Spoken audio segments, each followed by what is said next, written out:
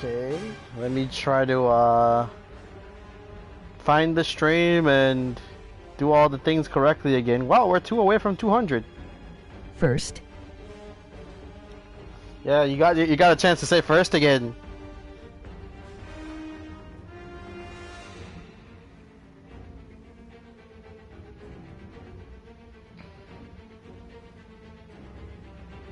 Yes, that was first. No, no, no. Laugh.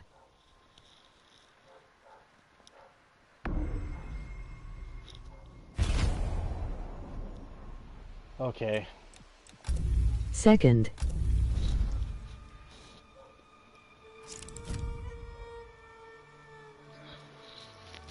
You know what?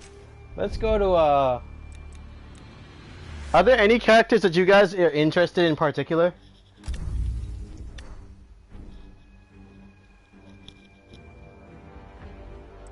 I'm not gonna worry about the basic tutorial. I'm gonna go straight to the character stuff.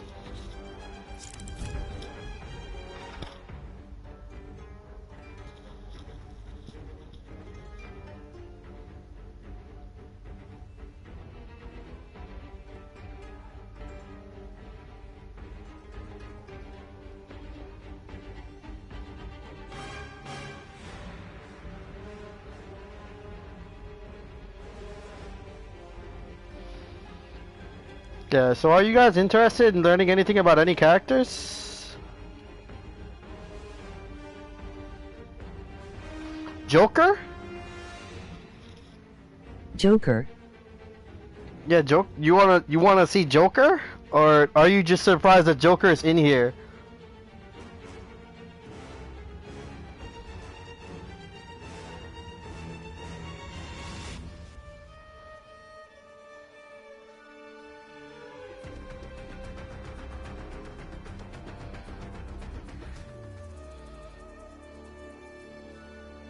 I forgot. Yeah, I hear he's like retarded too. I'm surprised he is here. Oh yeah. I mean, I haven't done his stuff either, so we can see what the game says we should be doing with RoboCop Joker. LOL. Yeah, RoboCop was one of the worst characters in the game at one point. Even Spawn. Spawn is in here, yes. It looks less like Mortal Kombat and more like a Mugen. Honestly, if I had to be realistic with you. Okay. So what's the game saying about Joker? Joker has an unpredictable bag of tricks to terrify his victims, including a brutal cane attack, hidden guns, mechanical box gloves, and a lucky dance partner. So this seems like a fighter, but your dad Joe sees the cast.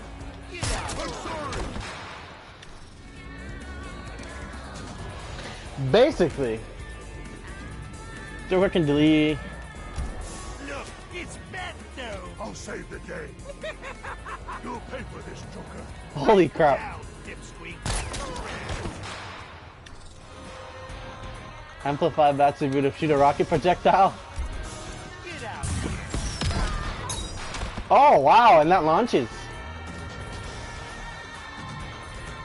Overhead attack that's unsafe on block. Yeah, that's kind of what he did to Robin.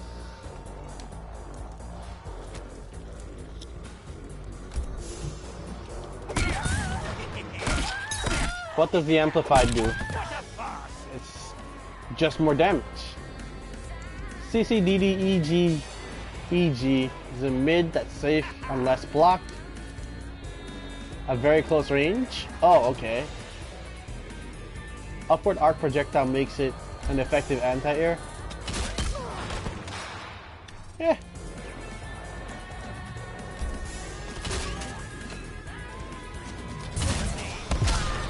So the amplified makes it last longer. One day bad, Fast high followed by mid, and be punished by fast attacks up close. So this is negative like 7 or something. Combo ends with a high that's safe on block and launches opponents. Okay. So if you did this part, this is like -7. But if you do that, it launches and it's safe.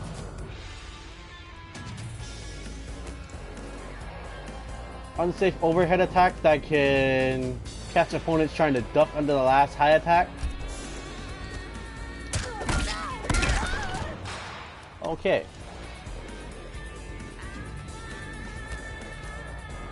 The man who laughs, mid attack but safe on block. Risky alternative. Don't those both end in mids? Quick mid followed by a mid. Difficult to punish on block. So this is probably like -7 then. Last hit is a low that's safe on block. Special cancel a second hit into Bird Boy down to create a low overhead mix-up.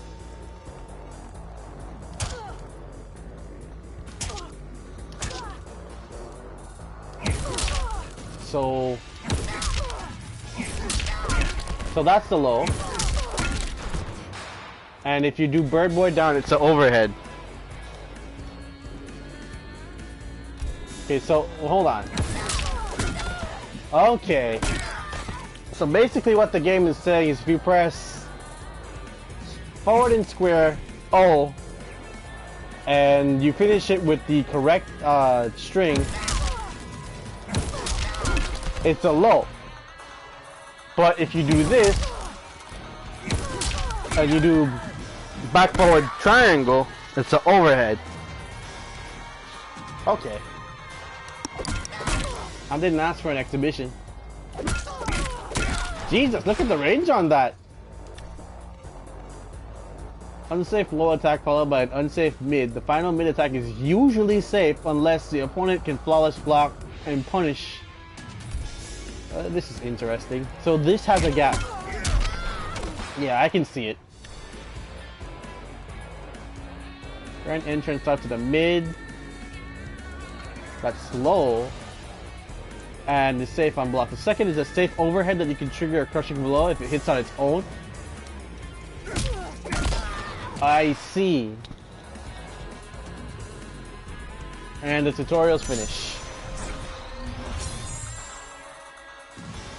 Wow, that's the Injustice one, I think. Joker lessons finished.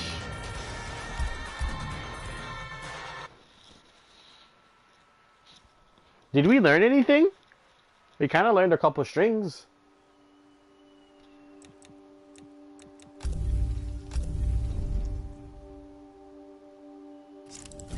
The Joker.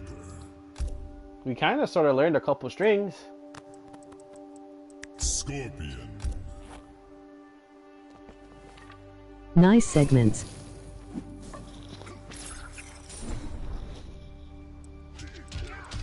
Retro Kid.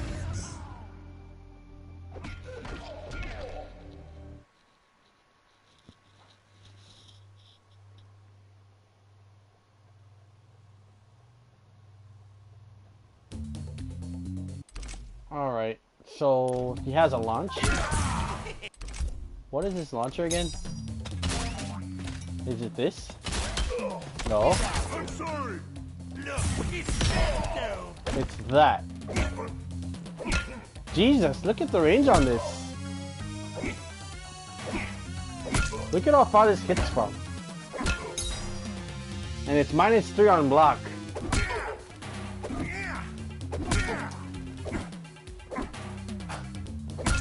I already understand why people don't like fighting this character.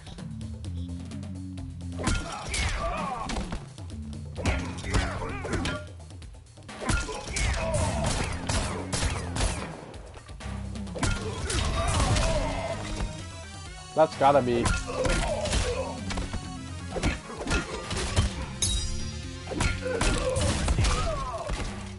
Why did it launch that way?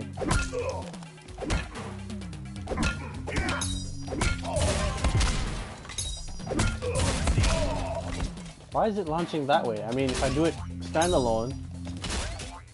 Oh wait, I'm doing the wrong thing.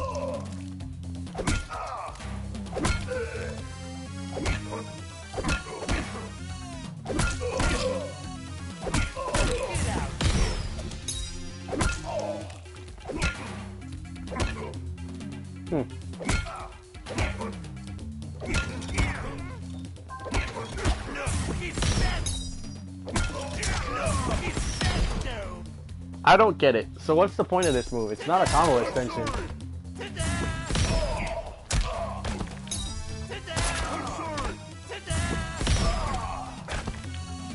So this is just a raw juggle? Is that what you're saying? This is just for like a raw juggle? I don't see how you combo into this.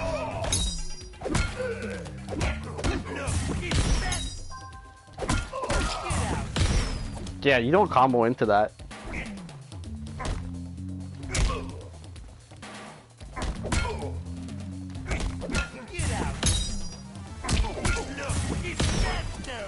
I don't see it. I'm not seeing how we're supposed to combo into that. I don't think it exists. I think that's just a tool for neutral.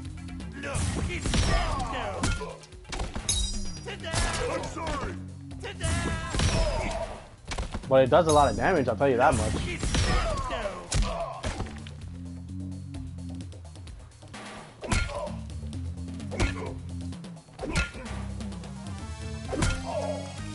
So his 2 is really just a bunch of long range attacks. And his 1 is where he gets like his speed off of basically. And this is -9 on block, so most characters can jab punish it.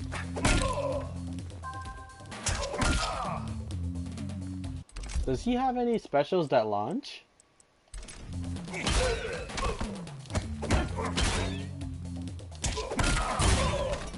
Okay, he does.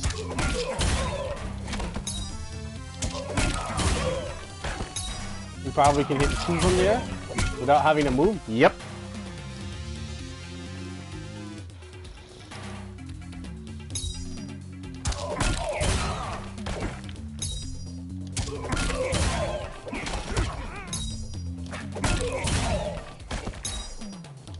I'll get this correct. So how would I end that though? Oh.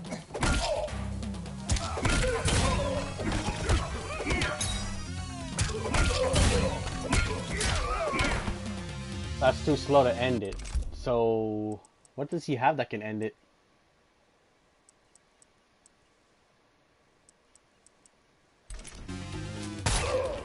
Probably could just set that up on.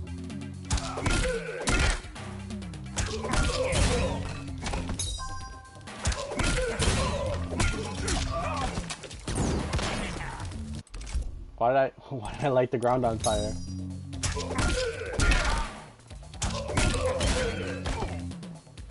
Can you combo off this? Oh wow!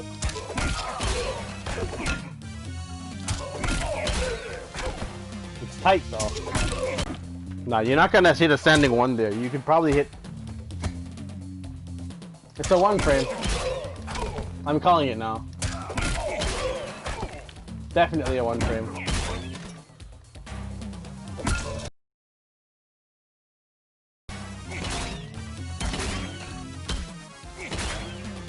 Do these hit? No. I don't understand. So why do they have versions that go different ranges then? What? This is confusing.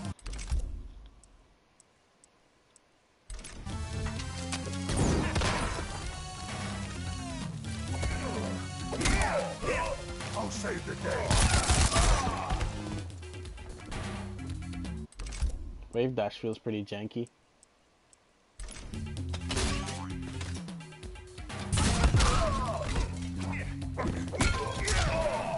This is not my type of character, I'll tell you that much. Probably a short range attack. What's that? The other thing? I don't know. It doesn't make sense though. What is it on block? It's -19 on block. So, for me to show you just how bad that is,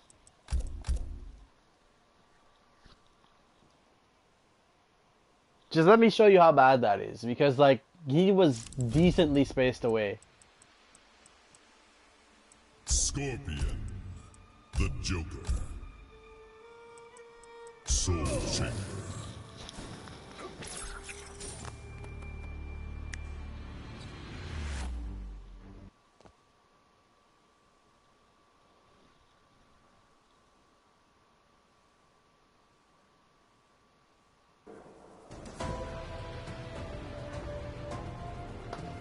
Okay, so let's set Joker to do the same string that I was doing.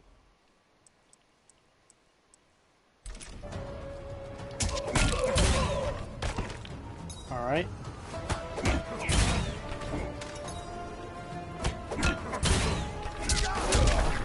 That's how bad it is. That's how bad it is. It's full combo punishable.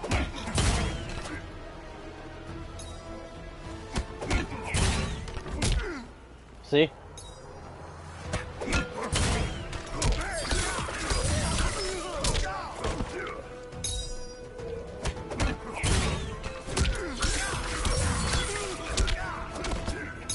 That's how bad it is.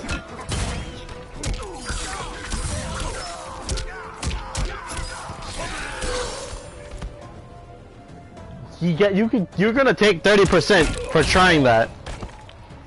So you can't just say you're gonna do it.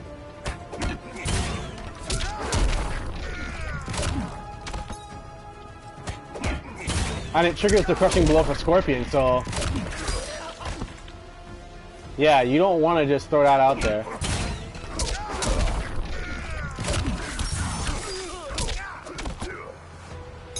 Yeah, you're not just gonna throw that out there, man.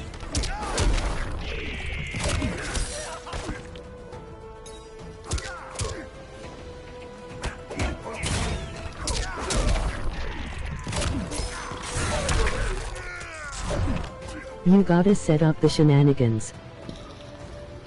I mean, you can't. How do you set up minus 19 shenanigans?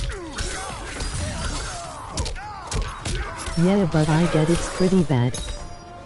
I mean, how do you set up minus 19 shenanigans? Like, do you know how long minus 19 is? I'll crouch. Alright, I missed the window there.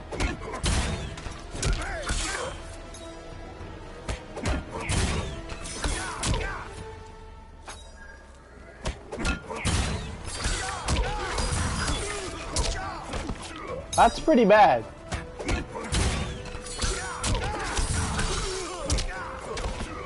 That is pretty bad.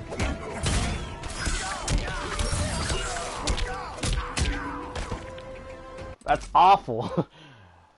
Oh. I'm pretty sure you could just raw crushing blow. I mean raw fatal blow that too. Where's my health bar? Practice options. Where's my health bar?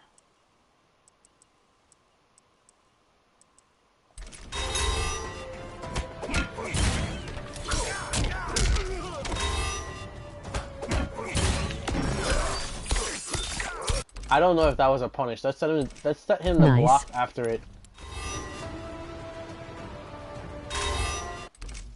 Let's set him to block after it. Ah. I don't think anyone would sensibly use that string for Joker, to be honest. I have my doubts that they would. Like, I don't see a reason to do it. I don't see a reason to do it.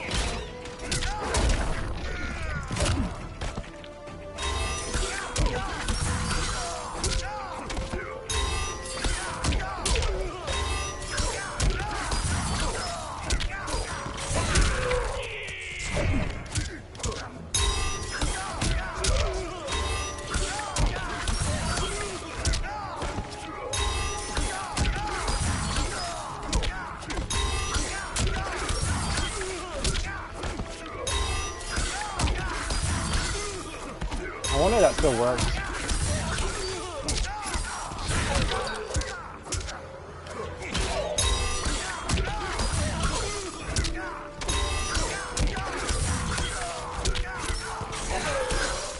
You want to talk about terrible changes that they made to this game?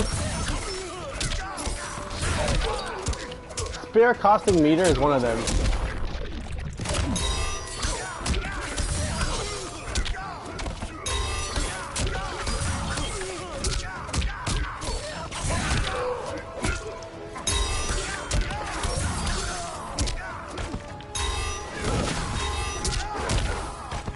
That is so bad.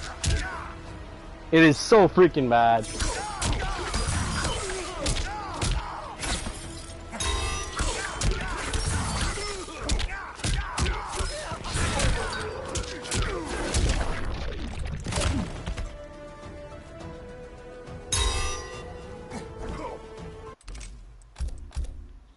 So who wants a small breakdown on how to play Scorpion and not lose with him?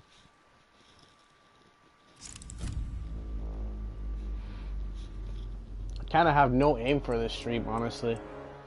Although I probably should practice something. I'm gonna practice one thing.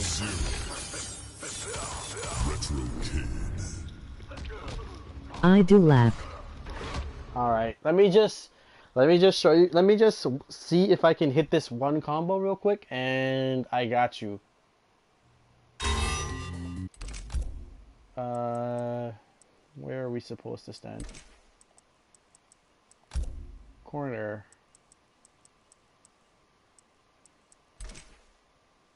Is it practice? Yeah, it's practice. Position.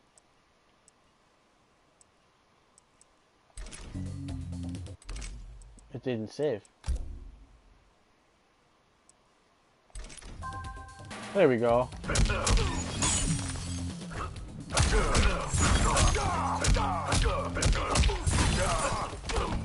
Okay.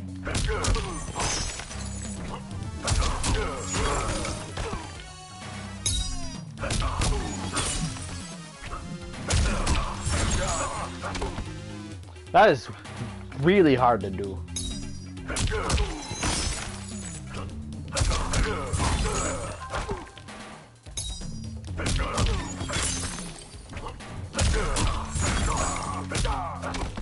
That is retarded hard to do.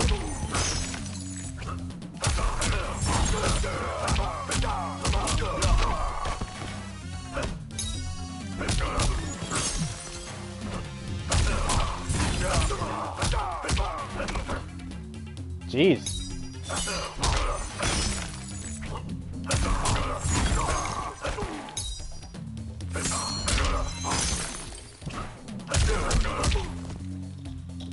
Oh, this feels so weird.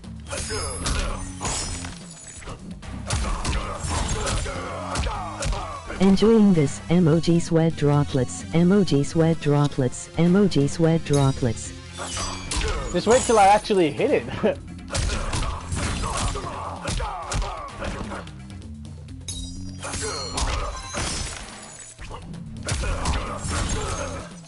Oh, that's so hard to do.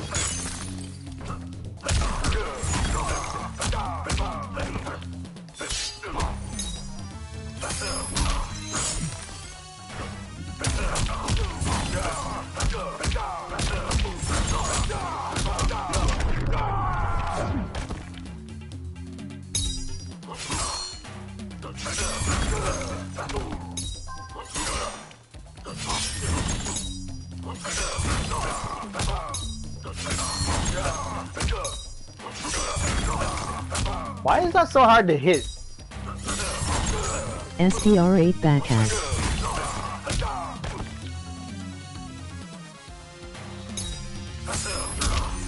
Basically. There's also combos off slide, but I don't know how to do them. I don't know if it's like... I don't know how people do those. It's really hard. They actually just catch you right off the slide, like they'll do into this, and they catch you off the slide.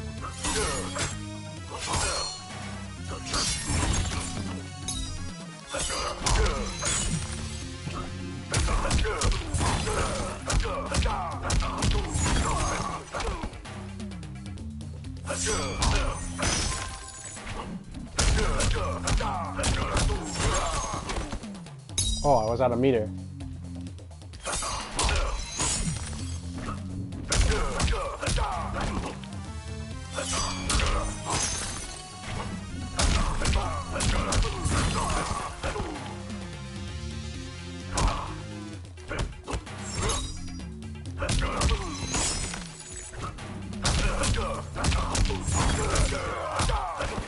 Huh.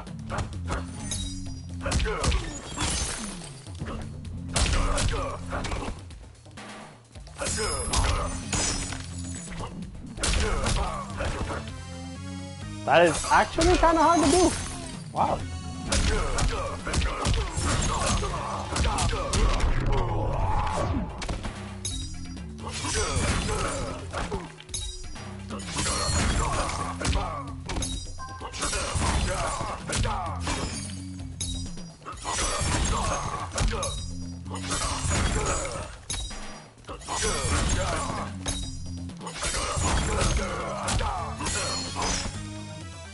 That's rough. That is rough.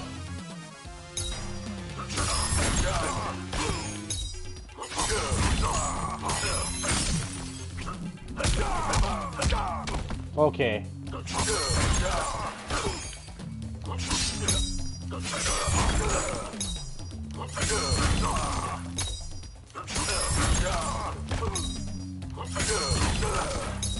So what's happening here is there's a height limit on this punch, right? So you don't just get that for free.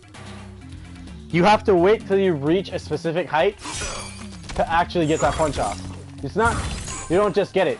See? That's how they program the move so that Sub-Zero can't just like jump and then hit you with stuff. You have to reach a specific height. See?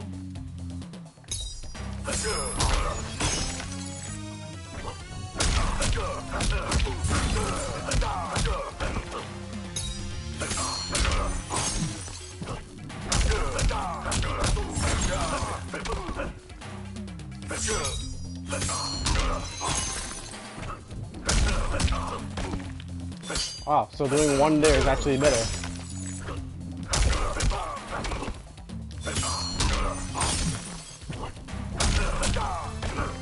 Okay.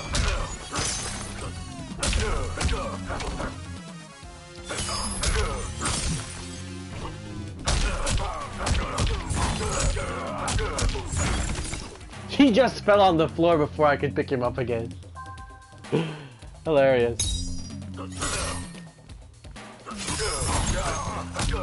But I guess we could just...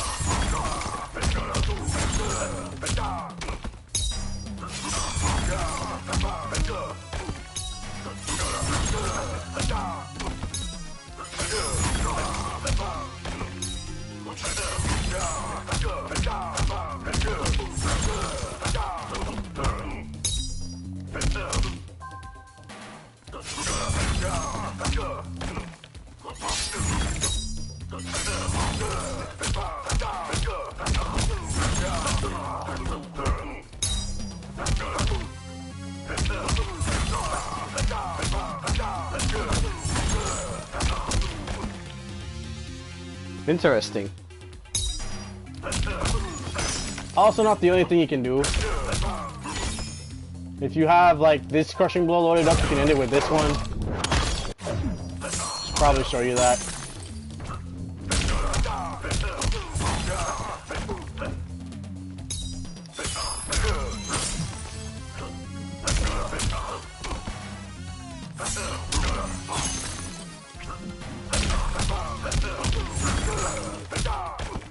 So you could do like 2-2 into this and end it like that.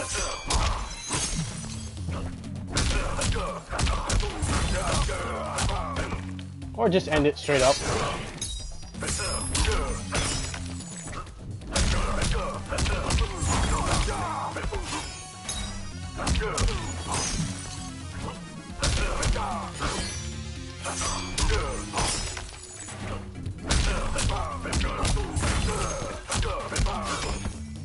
Okay, he can't do that. He just has to land with it.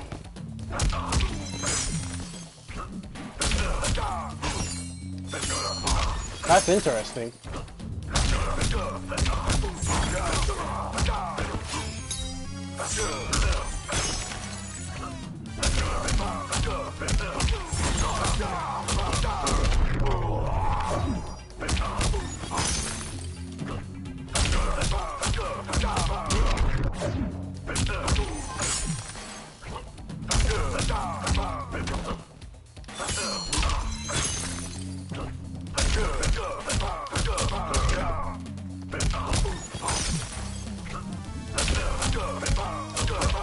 I gotta stop doing the 1-1.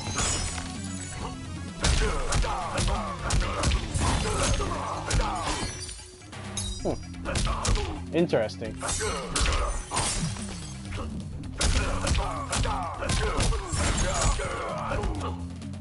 It should probably be ended with this.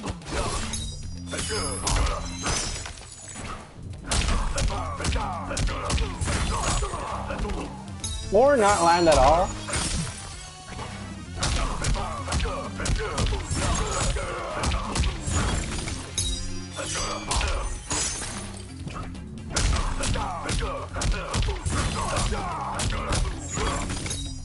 Alright, I'm gonna get it this time.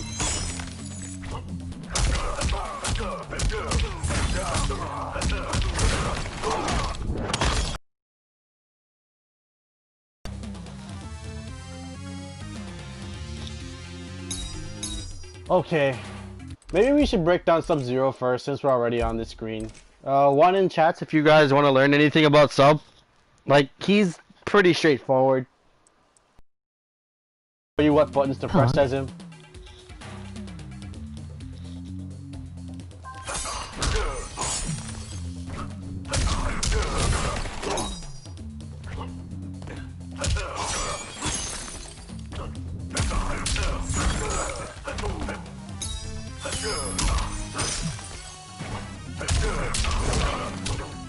Oh, okay.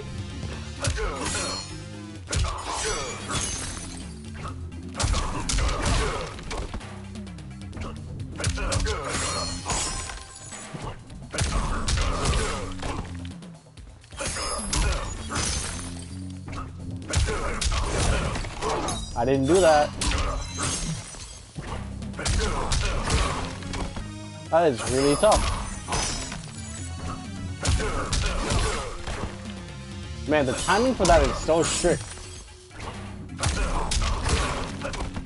The timing for that is so strict.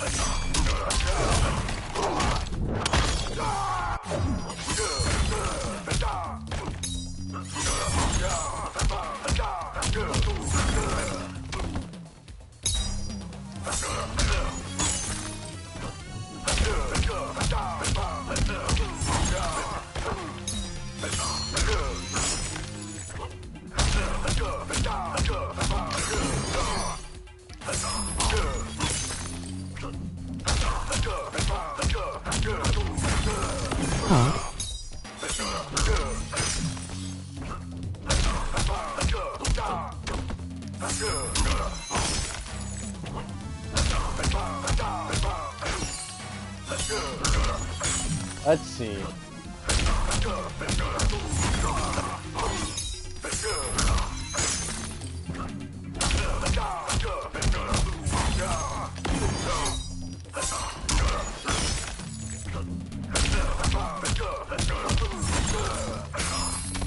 Yeah, that should work.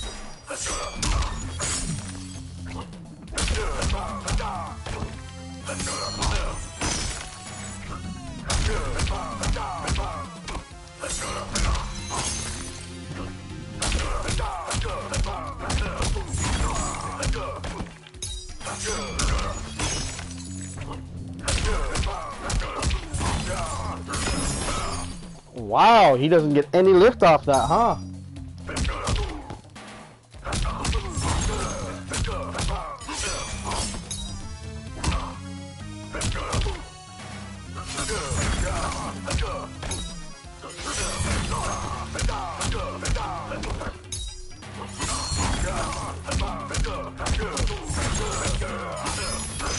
He doesn't get any lift off that.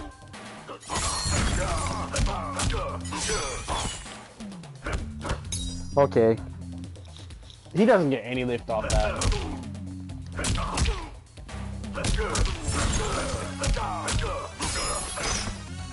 I'm surprised, actually.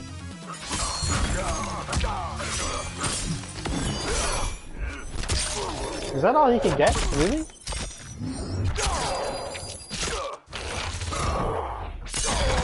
I don't believe it.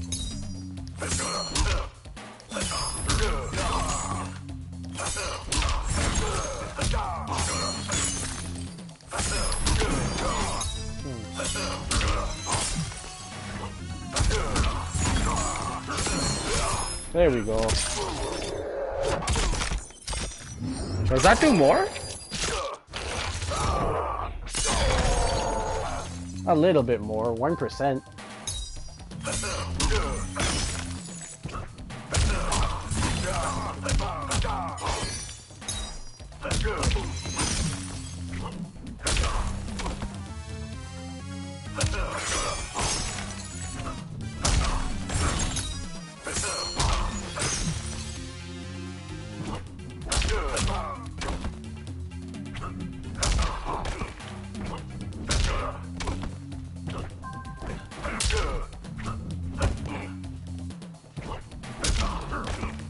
Wow, you can't do into that. That's insane.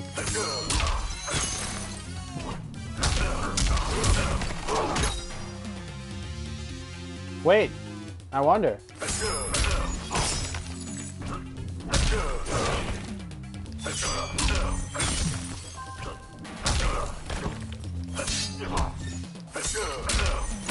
Is that what I'm missing?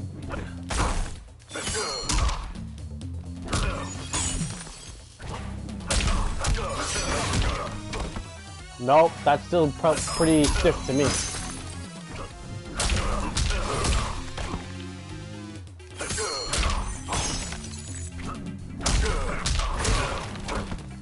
Nope. I straight up have no idea how people do slide into like into a 2-1. They do that after that, but mine comes out so delayed. And if you amplify, that happens, so that can't be it. Anyway, I did say I'd explain sub. So, as you can see on the side of the screen, the buttons are there.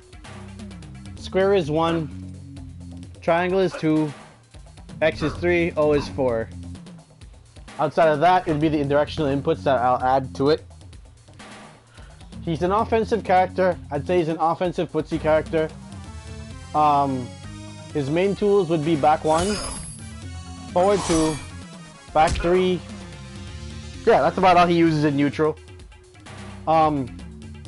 If you're at this range, it's those normals there. And if you feel like somebody is threatening you with a better normal or so, you just throw ice ball. After ice ball, you do this string. The back 1. Is it really back 1 4 3?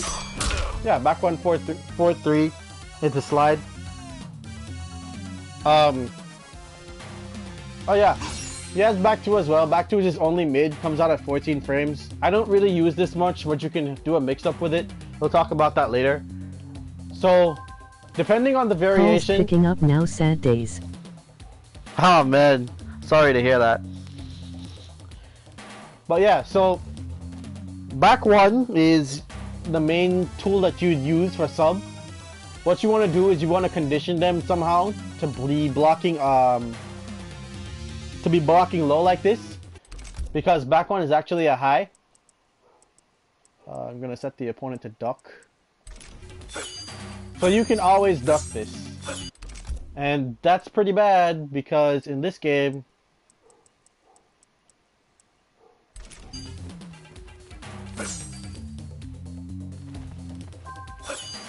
ducking leads to this.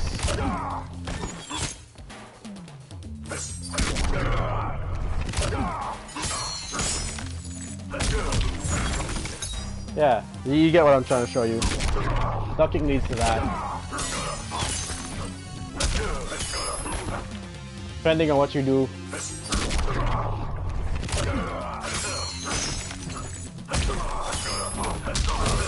You get into slide and stuff like that. So yeah, you use this move sparingly, but it's still his best like poking tool because it's really safe. If you have any questions while I'm explaining anything, feel free to ask. I'll stop and explain midway. Let me take him off duck. But yeah, his main string for offense would be back 2-4. You mix it up with what we call stagger pressure.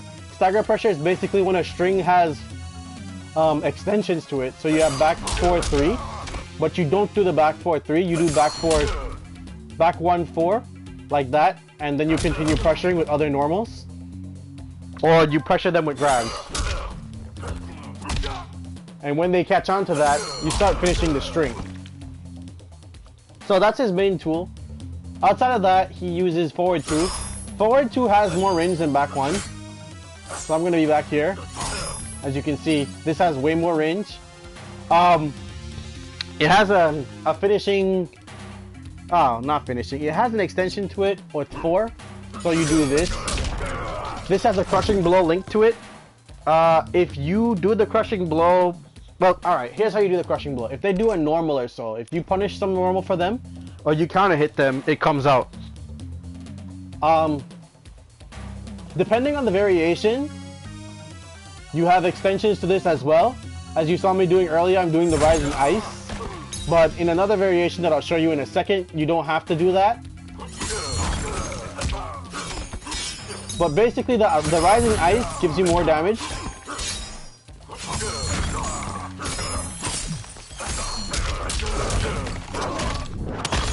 And so does the other variation.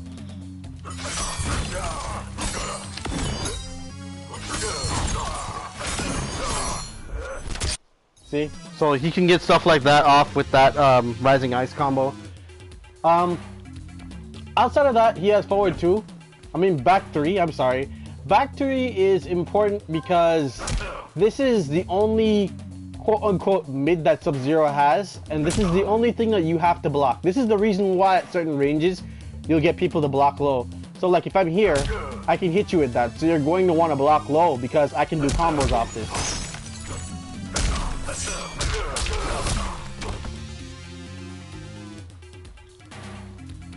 It has a full string that's back 3-2-1. We normally don't finish the string.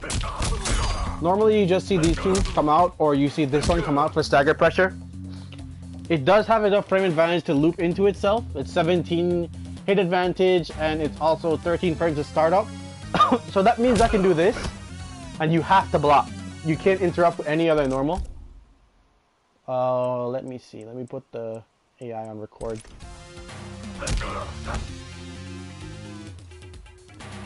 So he's hitting me, and you can see that I'm mashing normals here. See? I'm hitting fatal blow and it's still not letting me. I'm mashing the fatal blow and it's still not letting me. Mashing down 2, the normal just came out. You have to respect that. So you are forced to block low in that scenario there. Oh, right, since this variation is here, I can actually show you the other extension. If you have enhanced ice ball, this combos. But if you don't have enhanced ice ball, this is what happens. As you can see, Sub-Zero can block. So basically you want to make sure you have a way to extend combos, and I'll explain why in a little bit. But those are the main normals that you use for Sub-Zero. The main one that I always go to is back 3. This is just really important for him. And I usually stagger this a lot because people are usually expecting this as his main hit confirm, the back 3-2. So I usually just do this, let them block, throw, let them block, you know, jail them into something because they're going to block here again. This, let them block, another hit confirm for pressure, or you go into the low again, and you go for it the third time and you maybe finish the string, or you go for it the second time and you finish the string here. So that's how Sub-Zero basically plays the game. he does what we call strike throw mix-ups. So in this scenario here, he can either throw you or strike you because the hit advantage is good enough for him to get something off of it. What else is there? Yeah, I think that covers his neutral. And I've basically explained his pressure tools. Depending on the variation, Sub-Zero also has a vortex or a 50-50 chance, or reset, whatever you want to call it. You basically do the reset by doing any hit confirm into Ice Ball. Oh, right. We should talk about his specials. We'll do that now. So Ice Ball is his other neutral tool. Ice Ball basically is the I don't want to deal with whatever you're doing, so I'm going to freeze you move. It hits high, so you can duck it.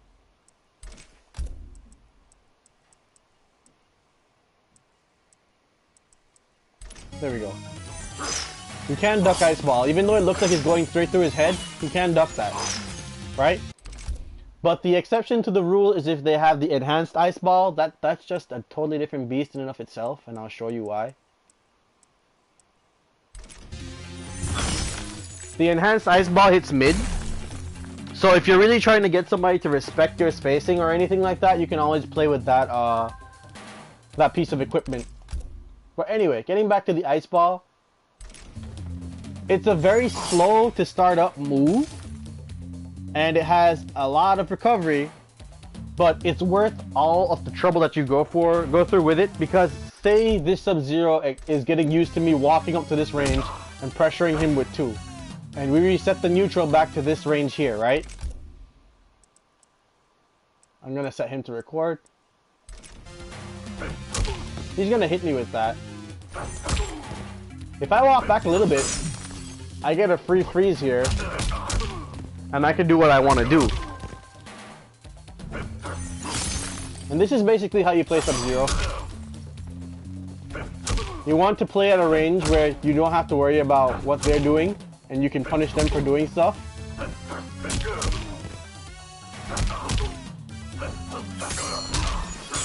And then you go in, you get your combo, you go crazy. So yeah, that's why they say he's an aggressive footsie character. Now, I was talking about how Sub-Zero plays offense, so let's get back to that topic there. Ice Ball is the main crux of Sub-Zero's offense. Because this gives you a chance to jump in and do what you want after it. And you can get a combo here.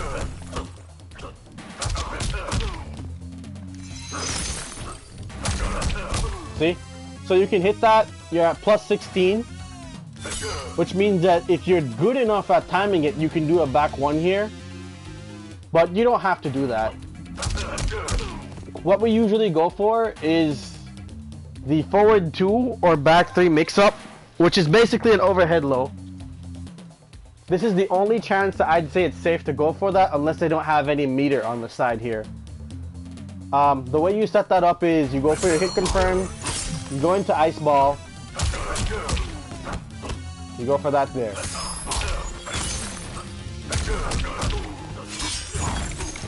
You go for that there. It's your choice in how you want to finish the combo at that point. But that's essentially how people play Sub-Zero for the most part. The other way they play him is they finish the combo.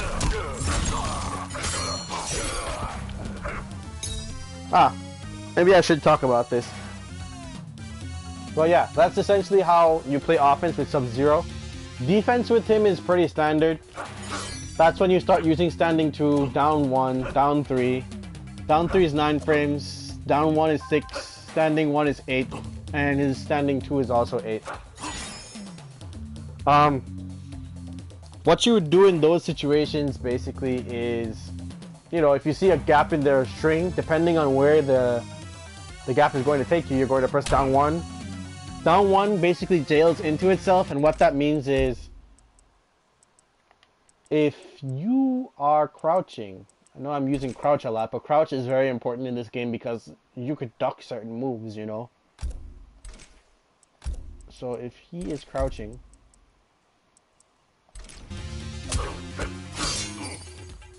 you see that? If I do it raw, it doesn't work, right? I'll turn off the block as well.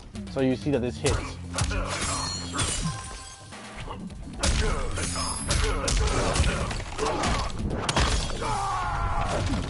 That's what we call a jail. When you jail someone, you force them to block whatever you're doing. See? This frame advantage that you get here. Look at how this kick goes into his head. Now he has to take it. You can jail with the down 3 as well. See? But not everything jails. It's not like for free. So you have to be pretty cautious of what you're using to jail. This is why I recommend using 2-1. So maybe we should talk about 2-1 now.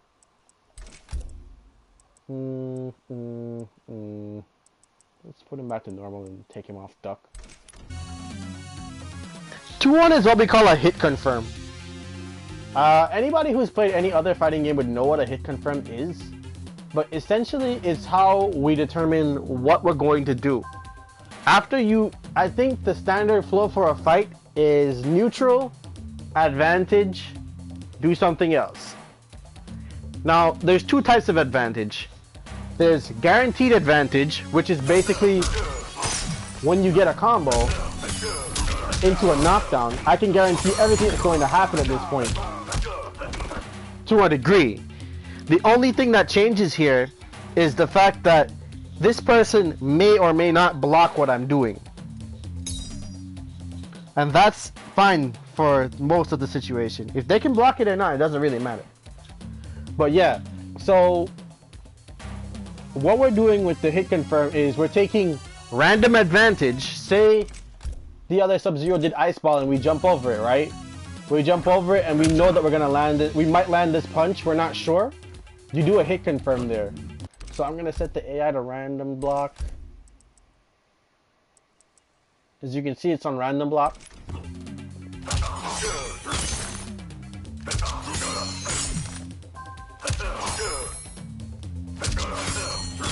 Block.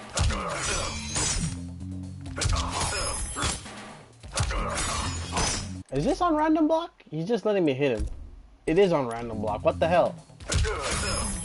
Let's do random combo then. That usually does better, I guess.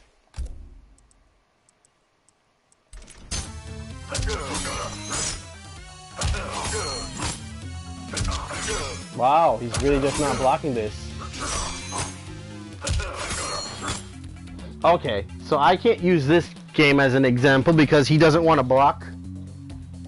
But essentially, he's just not blocking. Do I have this on random block? I do have it on random block. Oh, right. Okay, here we go. Okay.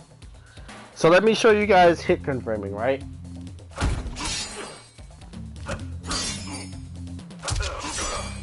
So in this instance, what you see is me narrowing the amount of guessing that I have to do, right? Remember, nothing in a fighting game is really guaranteed, but there are certain moments that you should act on. For example, if Sub-Zero does an Ice Ball, right? And the opponent blocks it. Now he's doing it. Now he's just not blocking. If I do an Ice Ball there, right?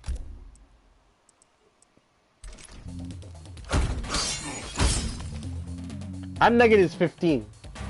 And I'm in range for him to do something ridiculous to me.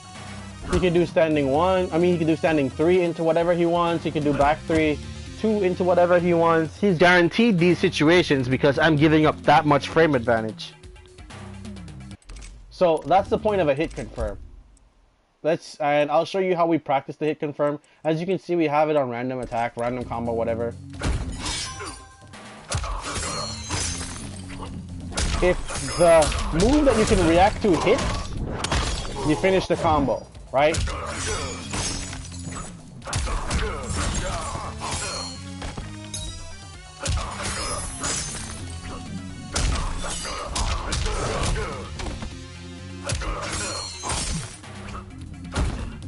But if it doesn't hit, you stop.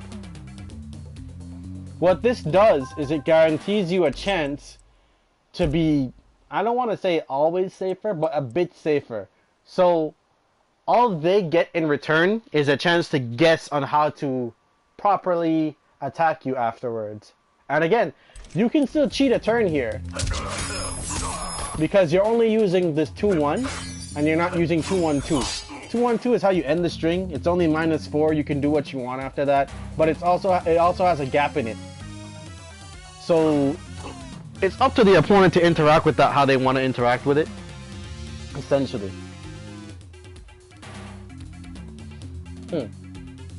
Back 3-2 is also a hit confirm. As you can see, it's only -6 on block, and you're all the way over here.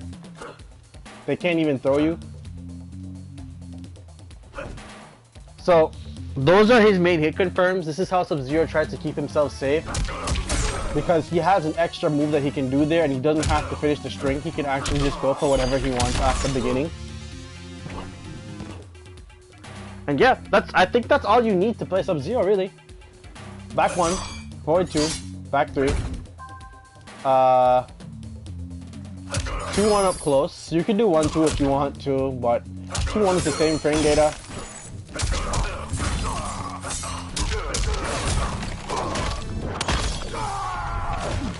Yeah, 2-1's the same frame data, and you get retarded stuff off of it anyway. So there's no real point in using this because you can't hit confirm it. It's that fast, and the window to cancel, like, I can't guarantee you that I'm going to cancel this. See, you can see that I did the ice ball there. Look at the ending of the inputs, right?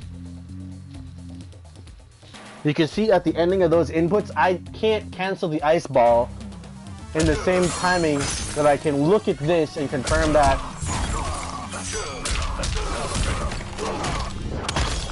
See? I could end up taking the same amount of damage. Now, he has one more tool, but this is pretty much after you've guaranteed that they don't know what you're going to do, right? This last tool is forward 4. This move. It's really slow, really noticeable, and I don't recommend going for it often, but the payoff is that if somebody blocks it, you're actually at +5. So I'm gonna record the dummy doing something to me.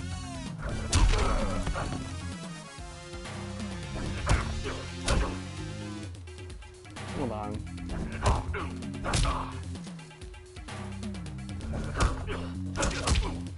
Wait, is he +5?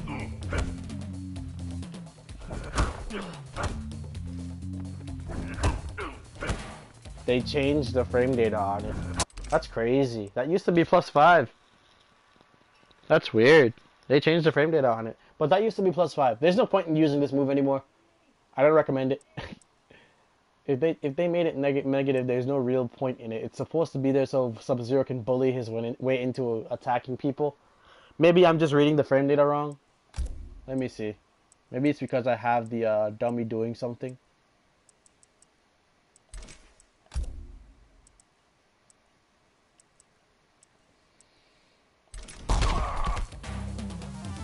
Is he blocking though?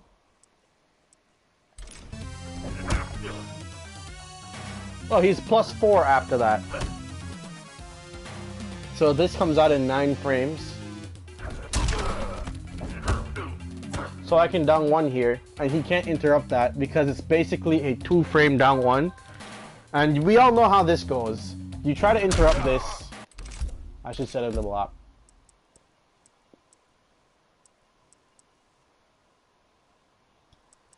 I can try stance.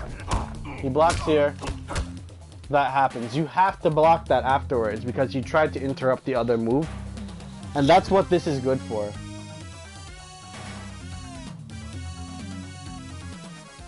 So any questions about Sub-Zero? Or do you guys get everything so far? Do you want me to explain anything again or show anything again before I get into his combos?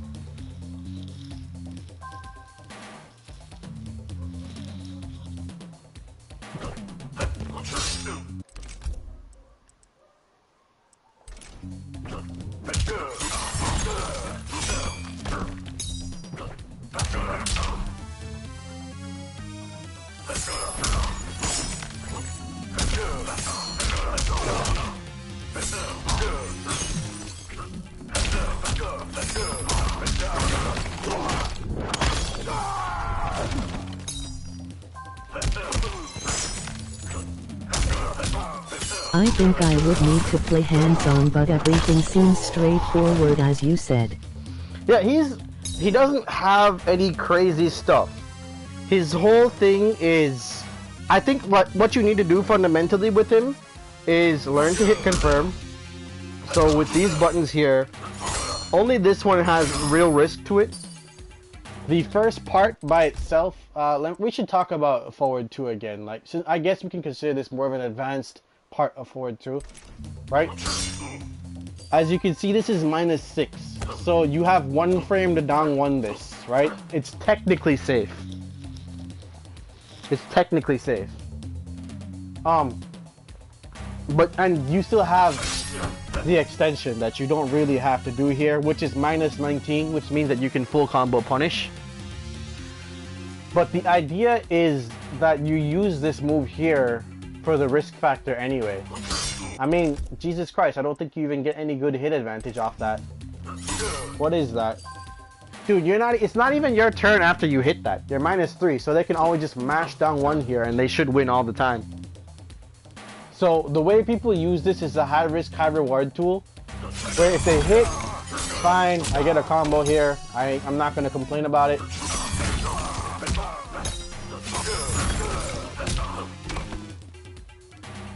Let's see if I can show you guys a decent combo with this.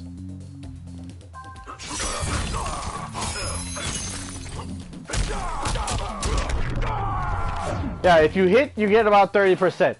If you don't hit,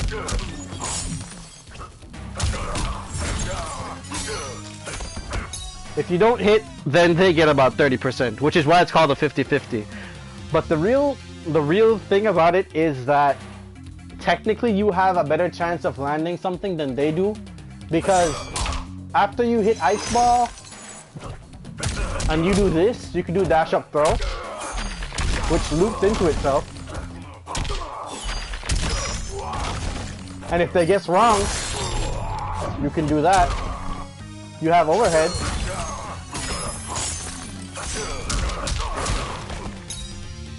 And you have low.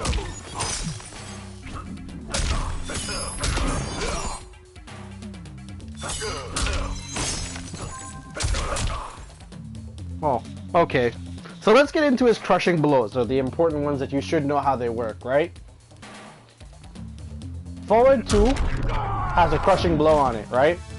The requirements for meeting this crushing blow is that you hit 2 forward 2s in a row. And the way you do that is by doing the first one, and you do this one a second time.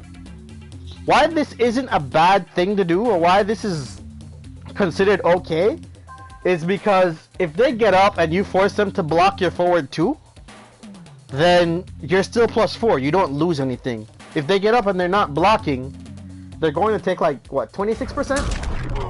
26%. So what you do is you do the forward 4, you do another one, and then you down 1 after it. Unless you're very comfortable with your opponent, right? If you notice that they're standing every time you hit them, right? And you see them in a standing position, you don't see them like, you know, stagger back up or anything like that, then you just go for that. If you see them stagger back up, wait, hold on. If you see them standing, you can do other moves. You're going to jail them into having to respect this move. It's not invincible though. I'll show you why. You do this. Oh shoot. I'm sorry. I held the button.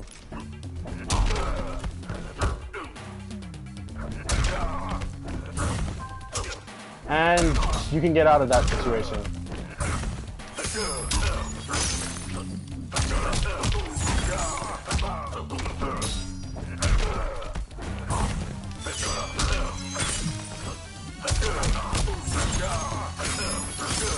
So yeah, you can reset neutral by doing stuff like that.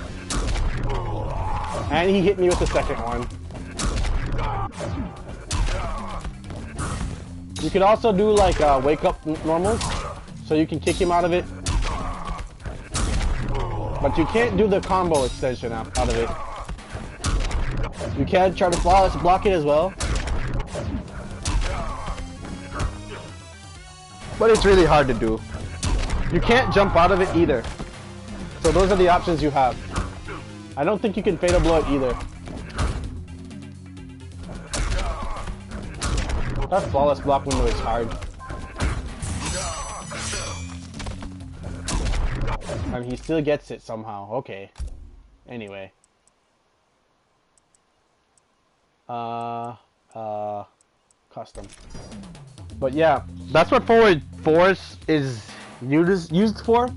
So it's a situation where if you used out a lot of their bar and you notice that they need another bar to do something, I'll show you situations where that's important in a little bit. But say this Sub-Zero player is somebody that likes to do in this combo here, or they're playing with the Rising Ice, and you know they need that to extend the combo, or else it does. That's all they get. What, like 8%, 80%, 87, 8%? Yeah, that's not much. So if you're dwindling the resources, you can start utilizing the kick. Or if you know that there's somebody that just likes to sit down and block and they want you to be playing the game here, just take the free kick. If they block it, it's your turn. You can down one, then jail into 2-1. And you just go from there. Outside of that, what other things does Sub-Zero have that you should know about? Let's see. So we were talking about his crushing blows. So that was the first one that I wanted to talk about because it's the easiest one to set up. Now, guaranteed crushing blows that you have would be the 1-2-4 crushing blow. The only time I recommend using 1-2-4 is to end a string.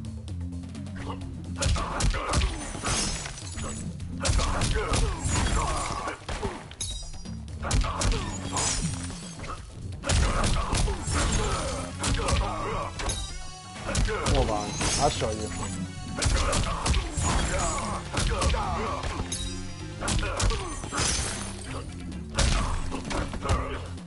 How do I end this on the screen?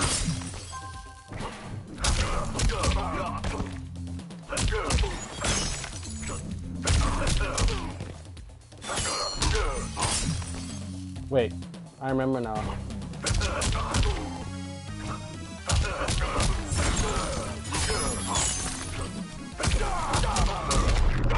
Yeah, so if you do a combo that's 7 hits or higher,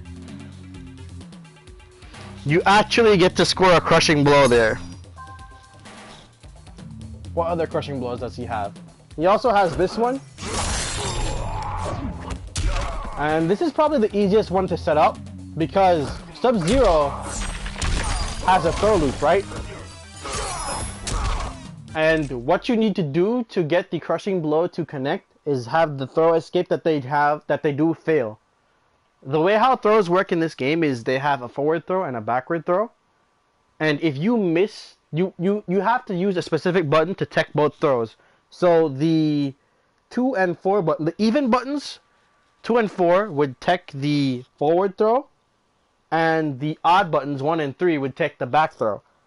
What you want to do is get them to fail their throw escape, and after they failed that, I say trying to go for it on a forward on like a forward throw. So like, I mean it's harder to do on the forward throw because they expect you to loop the throw. But what you can do is you can do forward throw, dash up, back throw, and now you have the crushing blow loaded because they're expecting you to do the throw loop, right? Maybe you've established it previously, or you've established the throw loop from an older scenario, right? Like maybe the round before that you forward throw them to death, or you went for 5 forward throws in a row and you get the first throw now and they're like, oh crap, he's gonna do that again, so I'm just gonna press triangle, I'm gonna press circle here. You just look at them and say nobody, and now you've had the crushing blow loaded up, right? So the next time you throw them, be it on a punish or you get an ice ball and you just want to end it with a throw, you get that. The other crushing blow Sub-Zero has is the universal crushing blow, and this is the only other one that I really recommend going for. Wait, I'm lying. I recommend going for the slide one as well, and the overhead one. But yeah, so the universal crushing blow is this. As long as you hit the down 2 on a counter hit, it'll lead to that. As you can see, there's a drastic difference between both down twos, because you can't really combo off this unless they're a specific height. But if you get the crushing blow, you always can do that.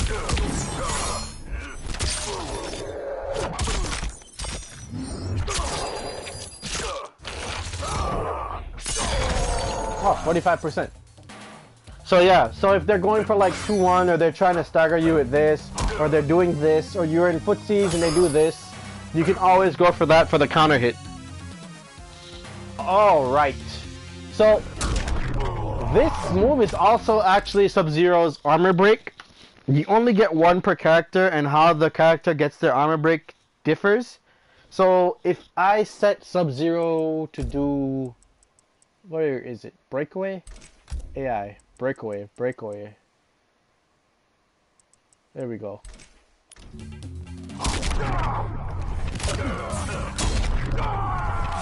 You get 40% for free.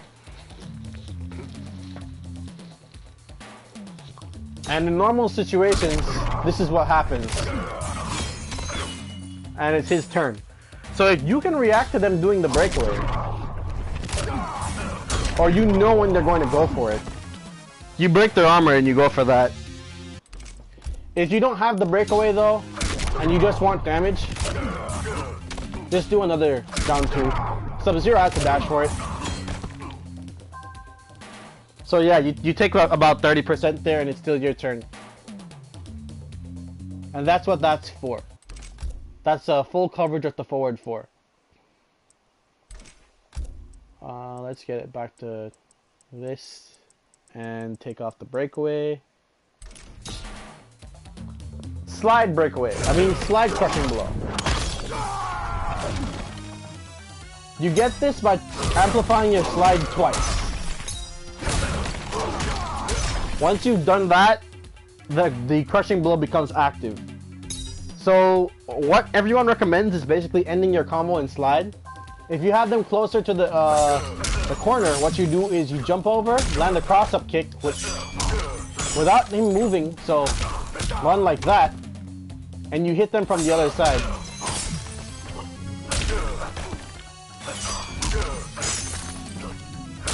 I swear it's not this hard.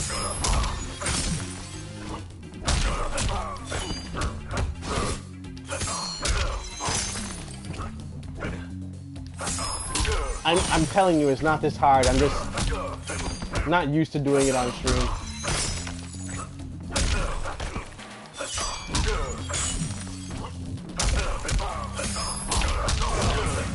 So you grab them there, basically. That's the full combo.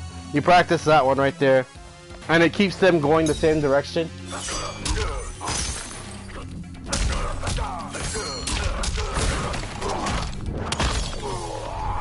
You learn 2 of those, and that should do about, how much percent?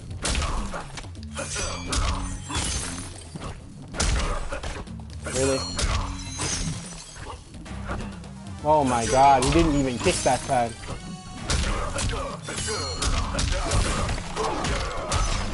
%. A quarter of your health for that one combo there in a bar.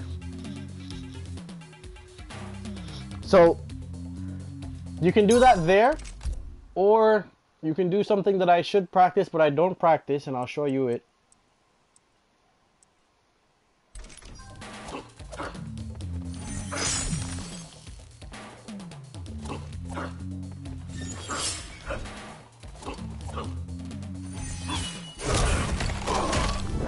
If you have slide, what you can do is you can do a crouching slide by hitting both angles on the stick.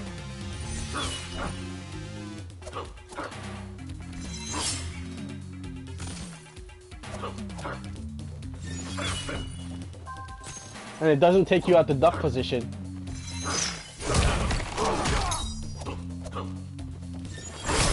Or you could just hard read the slide as well. From there it's pretty obvious, I guess. See? So you can actually slide from all the way over here and still hit them. It's just when it makes contact that he gets back into a standing position. So he can't throw anything there. That's what makes Sub-Zero so scary. He's very good at like dealing with projectiles. Because if you throw with Sub-Zero, if you're any other character and you throw with Sub-Zero, that happens. This projectile goes through your one and that happens. And if you're playing Dead of Winter, or any variation with EX Ice Ball, and you do that,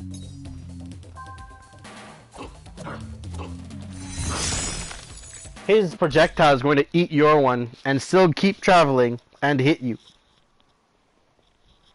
So yeah, it's a mid, it eats other projectiles, and it helps you extend combos. That's what that's good for. And I guess we could talk about Dead of Winter after I cover one more Crushing Blow, I think. Or have I covered all the Crushing Blows? I think I covered all the Crushing Blows. Yeah, I covered Slide, I covered that one. So, the last thing you need to know is what the $5 Sub-Zeros they do.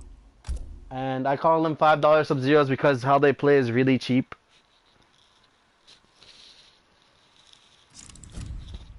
So let me show you what that is. Sub-Zero. Basically, Sub-Zero.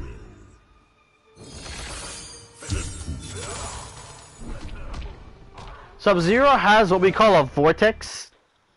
And for those of you who have never heard of a vortex before, a vortex is a situation where if the opponent lands an attack, it puts you back in the same situation again. So, Dead of Winter Sub-Zero, when he hits this string, as I told you before, he's plus 16, right? You have to block his low, you have to block his overhead, right? But now that he's not forcing you to stand up and he has the EX Ice Ball, you can end the string in 2-1, 3-2, and loop it.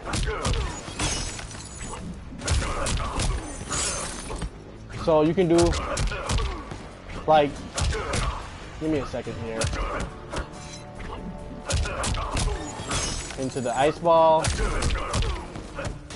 You go into that string there. It's -6 if they block. You don't really have to play the game at that point. You can just duck here or something if you want. But let me take him off block so I can show you really what this looks like.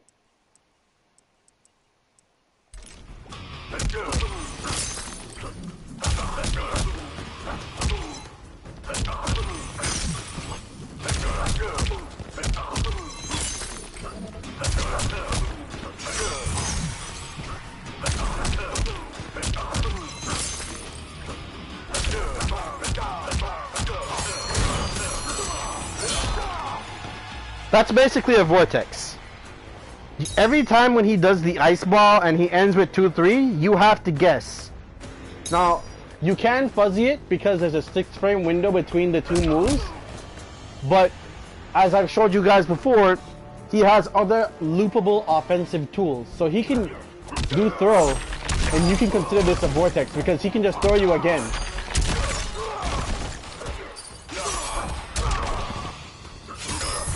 Or put you in this.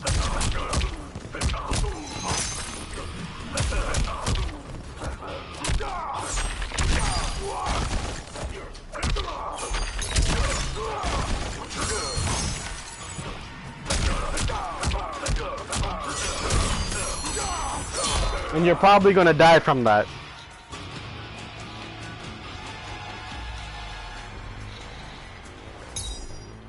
And yeah, I think that pretty much covers Sub-Zero. He has other moves that you can use, like his 4. This is another good poking tool. It's decently safe. Knocks down. You get advantage off of it and you can condition them or force them to block something like this. Set up your vortex. Dash up here. Do that.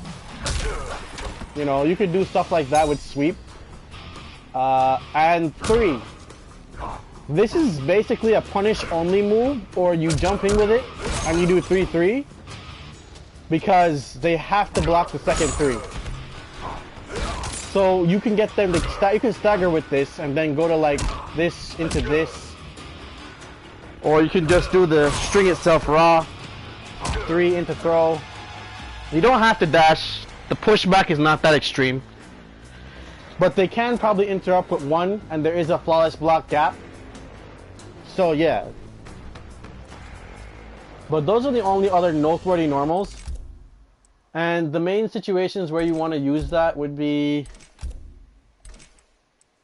practice options. I'm gonna swap the variation one more time here. I'm gonna set the dummy to do slide.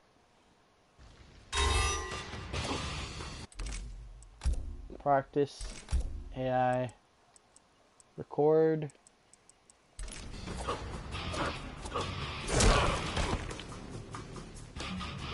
Wait, let me do that again. The block is going to come out late. You can see I'm holding block here. And the first actionable frame that he's going to be able to block, he'll block. You can hit this, but sometimes if you're at a certain space, like from here, that misses. See? So what we usually do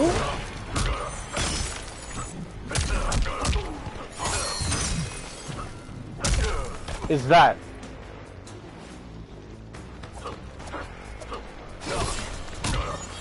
You always go for 3 in these situations so that he can't escape that situation.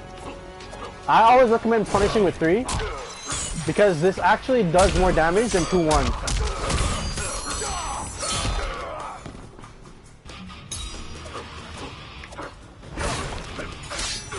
See, even at this range, if you're a little awkward with the timing. Now I have a question. Do you do that? How? How do you do what? What? The punish or the 2-1? What do you have a question on? I can answer anyone. The vortex?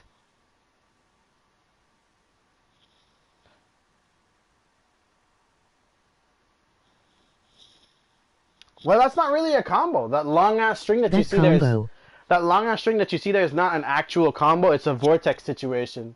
It's actually a reset. It's actually a reset. I'll show you by turning the AI to auto. Where is auto? Auto block.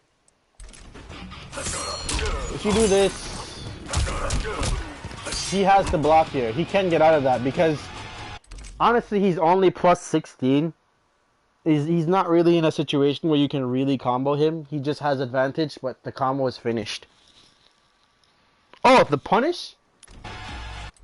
Okay, so there is something in this game called block buffer. So when you're blocking any normal or so, you can actually buffer the next input and it gives you a bit of leniency to get the punish combo. But if you're talking about like the situation where I loop this, that's not real.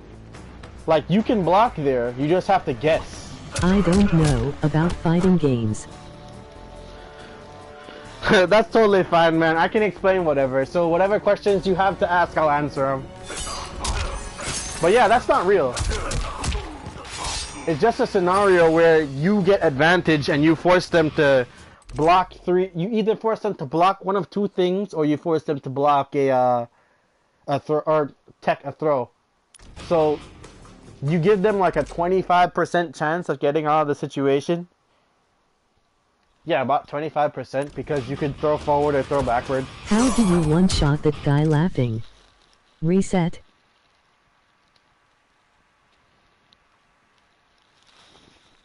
How do you one-shot him?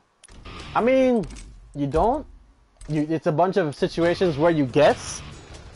There's no real like infinite for Sub-Zero. Yeah, a reset is basically a situation where you actually reset them into neutral, but it's your advantage. So instead of ending the combo like this,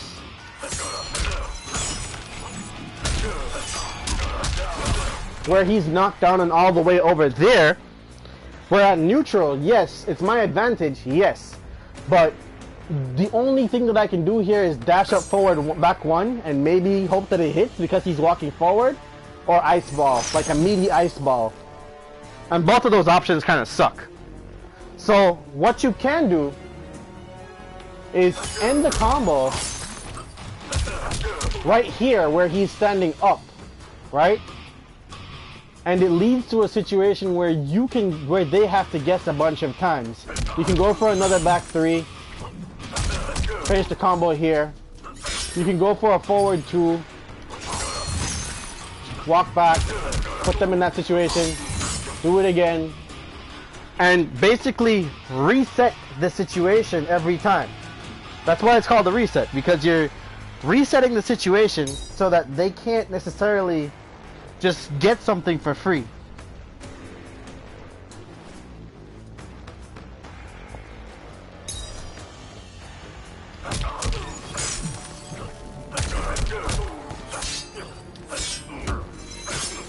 This looks so thought out. I mean, it is. I've been playing sub for like a long enough time, but the idea is to teach you guys how to play the easiest version of Sub-Zero possible.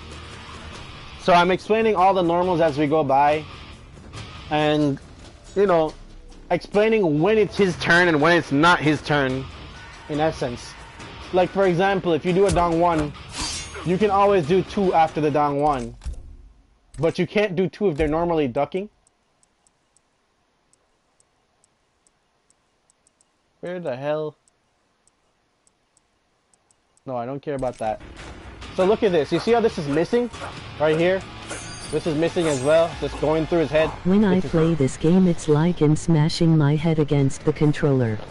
Well, because a fighting game, unlike... I don't want to say a fighting game, because there are fighting games that go against the philosophy. You have to understand the trifecta, the triangle. Neutral, defense, and offense, right? You have to understand when it's your turn, when it's not your turn. And that's essentially what a lot of people don't do. How you do that and how you consider what you want to do is determined by 2 factors. I've already explained to most of you guys how frame data works, so I don't need to go over that here. But what you want to consider is the range that you're at and the length that the normal goes and how fast it can get there. For example, if I know this guy likes to stand at about this range, right? Let me put him on stand.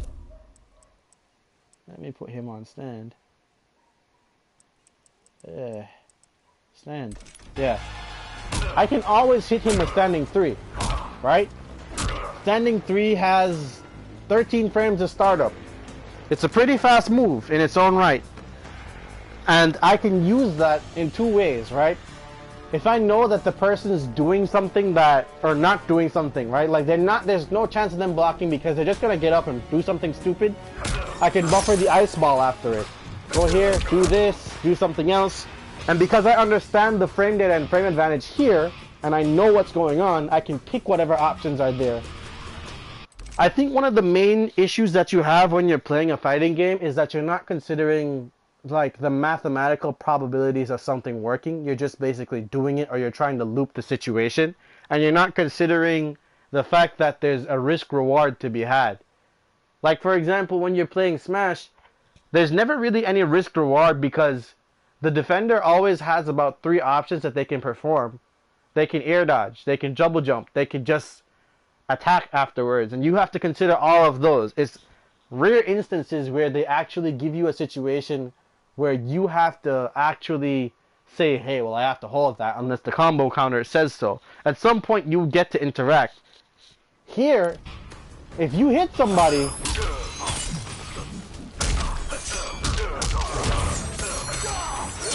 they have to eat all that. And even if they don't decide to eat all that, and they decide, hey, you know what, I'm gonna break away, I can still do something about it. I can look at that and say, alright, he broke away, guarantee a bit of damage there. Or since he's so low to the ground, it's still my advantage, and he just burned both his defensive bars. It's more about situational awareness and training a different kind of situational awareness and understanding or giving a utility. What's going on, Face of the Mortal Grey? How are you doing today? But yeah, it's more about giving purpose to every move and considering when you want to use them. I like poking with this move here. It's a low, it's really fast, it gives me frame advantage, I can do it, I can loop it into itself, and you have to respect it. And when you get used to that, I can go a little bit further and start throwing. That's good to hear, man. Happy New Year. If you have any questions about Mortal Kombat 11, feel free to ask me, man. I'm explaining whatever to anyone right now. But yeah, that's probably the main issue that you're having. Maybe it's either that or you're playing a bit too overcommittal. I am come to every Mortal Kombat 11 live stream.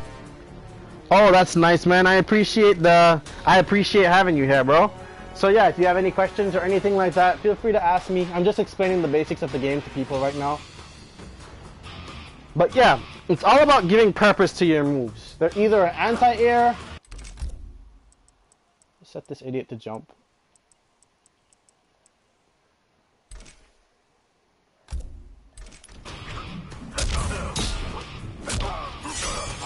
They're either an anti-air.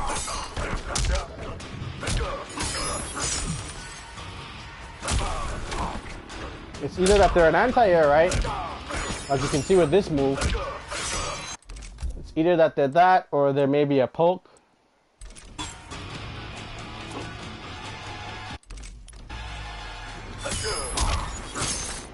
Or they're a hit confirm. Let's put the CPU here on random. So when I can watch some PvP? I'm not on Wired, that's the problem. But I will try to get some matches and explain them. I don't want to do what everybody else is doing to just randomly uploading like gameplay of Mortal Kombat 11. I want to explain my thought process behind stuff. So honestly, my plan is actually to upload more losses than wins and explain how we can get out of those situations. So I'll probably get around to that sometime soon. I actually have 23 gigs of Mortal Kombat 11 footage on my hard drive. So yeah, it's just a matter of editing it and getting that stuff out of the way. But understanding the basics can help, and that's why I'm ready to explain that sort of thing, those sort of things before we get into like anything else, pretty much. I'm not really going to do it today because I'm on Wi-Fi, and this game is terrible on Wi-Fi. There's like 5 to 7 frames of delay, and you can't block Sub-Zero's low slide from across the screen. So yeah, I'm not subjecting myself to that kind of torture today. I'm sorry.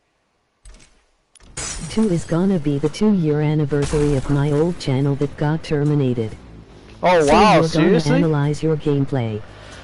Yeah, mostly the losses and explain how to get out of those situations. Maybe show you guys some drills that can help you prevent. Really? So, what's that like? What did you do on your first channel? And yeah, I'm gonna analyze the gameplay and I'm gonna explain those situations so that we both know what not to do in them. And if I lose to the same character again, we can determine what the problem is in terms of me as far as playing that matchup. Because at the end of the day, the most important thing to have with fighting games is situational awareness. Like, if you just do this and you don't know that you can... How many subs?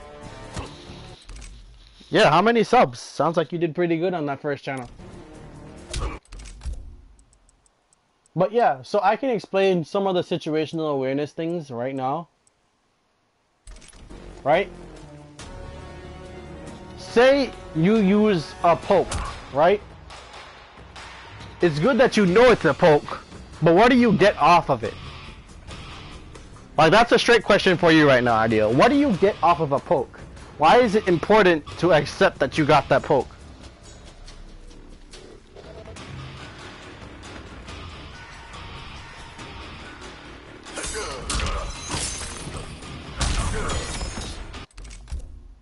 I'm gonna turn that off. I hate that shit.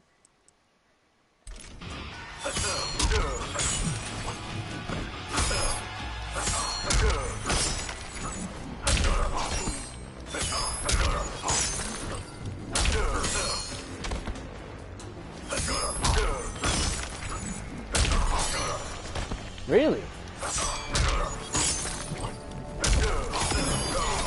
Oh wow, that doesn't hurt.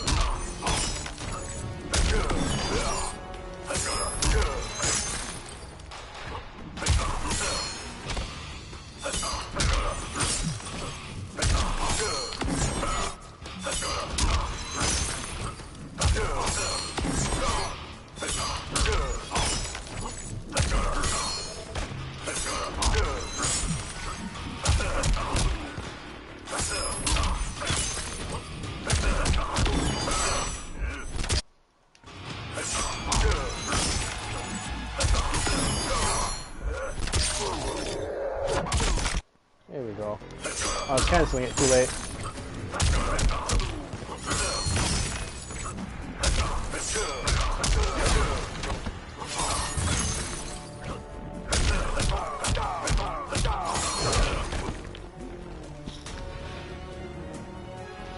But yeah, the idea is basically to determine what you want to do and when you want to do it. And remember, the only time something is guaranteed is after a hit confirm.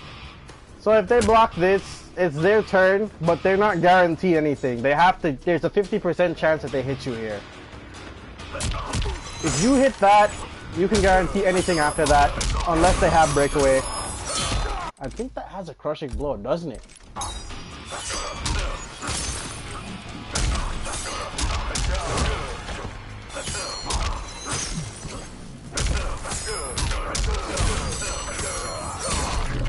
It does. Cool.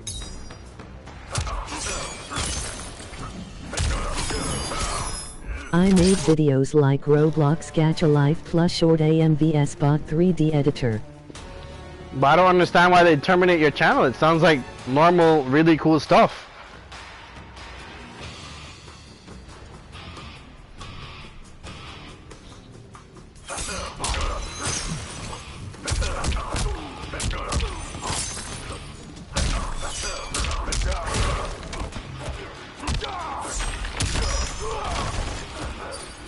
What is Bot 3D?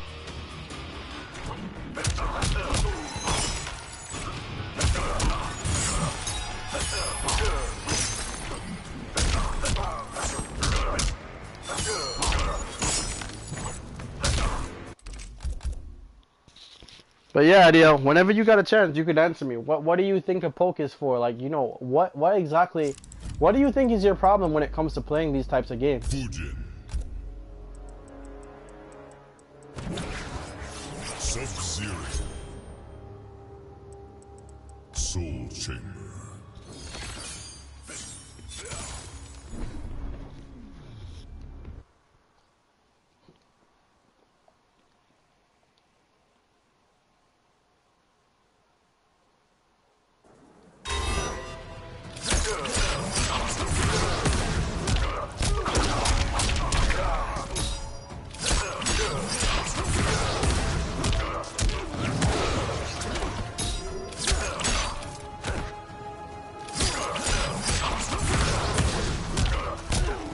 Wow, I'm just terrible at doing it online, I guess. Bot 3D Editor is an app when you make an animation. Oh wow, that's pretty cool. I don't understand why your channel would be terminated.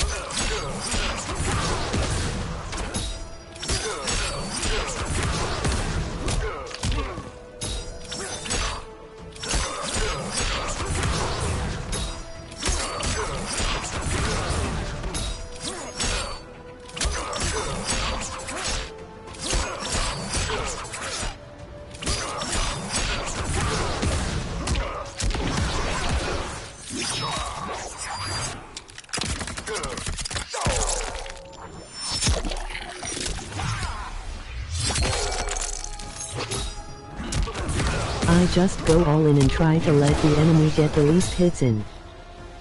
See, that's the first problem then. You're not necessarily respecting the neutral and not considering your options. Let me tell you something. Let me ask you something, right?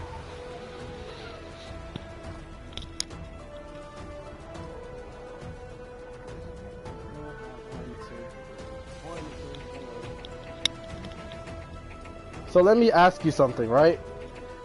If you're just going in, and let me ask you something first. Are you playing a character that's designed to go in? Are you playing a character that's designed to just hit the throttle button? Hold up, let me switch account. Alright. It was first made in January 6, 2019 and got terminated in May 1, 2020.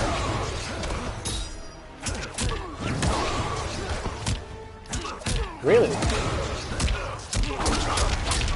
Sounds like normal content, though. I don't see why they terminate that.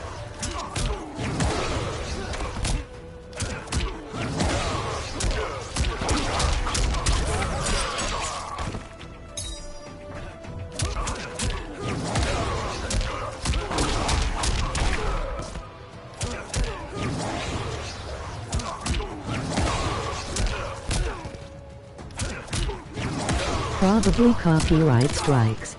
Yeah. Probably. Hey Renee, did I answer your question on resets? Did you get an answer?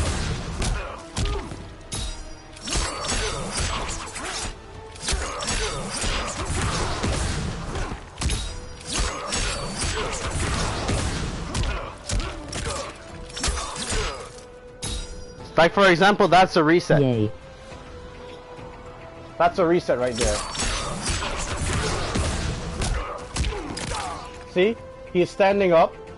I have Wet 9 frames. emoji sweat droplets. Emoji sweat droplets. Emoji sweat droplets. Dude, these I don't combos. know about y'all, but that math doesn't add up. What math doesn't add up?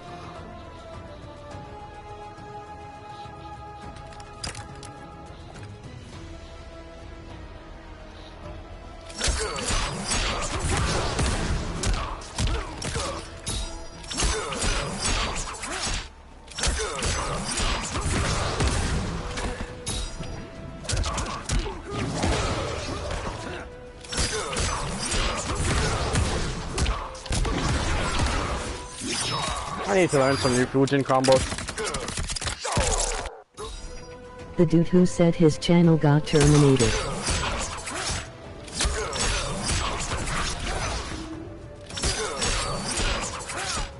I'm not gonna doubt him. Oh, by the way, I switched accounts. Go on. Alright, so... Yeah, so what exactly... Alright, like I said, you have to consider how fast the move is and how far the moves go. I mean, that's pretty much how you determine how you're going to play these games. It's no different than any other genre, honestly.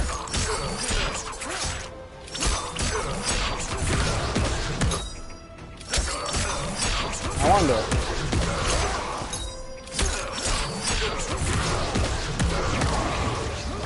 Oh, you can do that? I'm not doubting him, but the math just isn't correct. Yeah. I mean, it was terminated last year. I probably wouldn't remember that stuff either.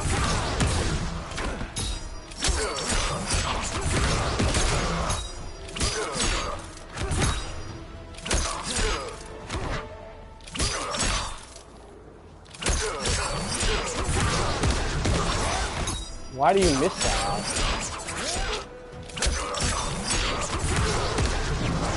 But yeah, if you have what exactly do you think you're missing when it comes to fighting games? Do you want me to explain anything? Because I'm pretty sure you don't really know shit about the genre.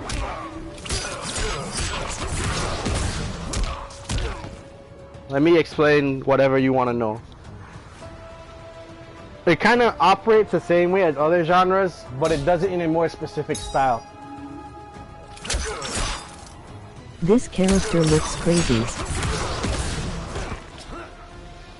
Crazy hard to play, if that's what you mean.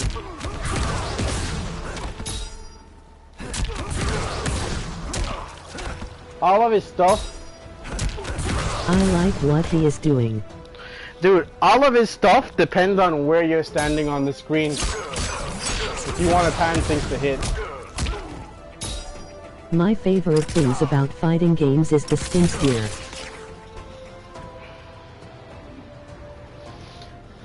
Yeah, they're not bad in this game for sure.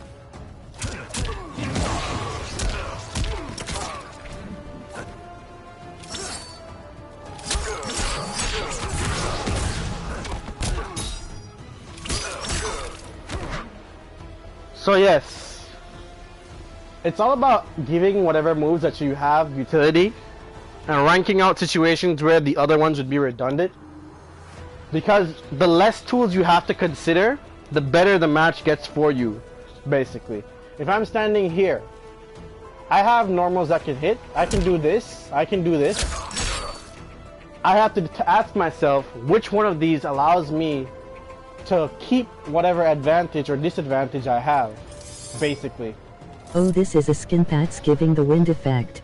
No, that's Fujin, he's the wind god, he does that. I'll switch skins. And that's the effect for his normals. Fujin. Does he have one at Needle? This has Needle.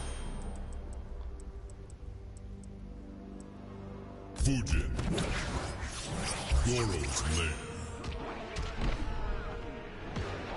Oh, okay. The only ones that really change would be like, I'd say Raiden. Raiden's lightning is either blue or red. See? That's his moves.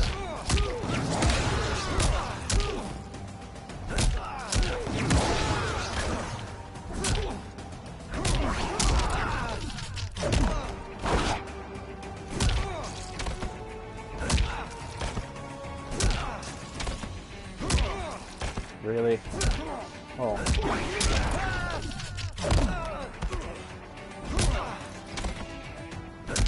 Oh, so that only works on breakaway. That's stupid. And I still have the wind kicks.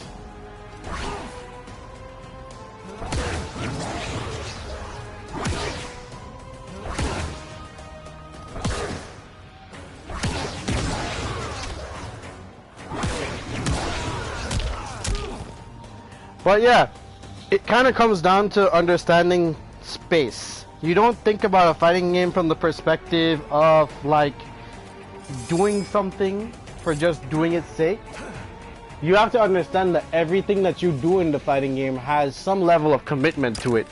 If I throw this projectile, right? Oh, this is different. If I throw that projectile, I see a combo opportunity here. where?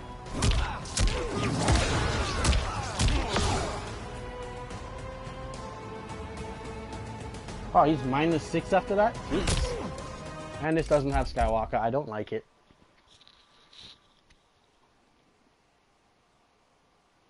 But yeah, like... Fujin. I guess maybe another stream when we do this sort of stuff, I'm gonna explain, because we're heading on for like 3 hours. But... I don't know, I'll probably try it. I'll just do some Fujin drills a little bit. And then I'm With gonna the end wind stream. pull. Oh yeah, wind pull has combo opportunities. Wind pull has combo opportunities. I'll show you. I just don't like that variation because it doesn't have this move. He doesn't have that move.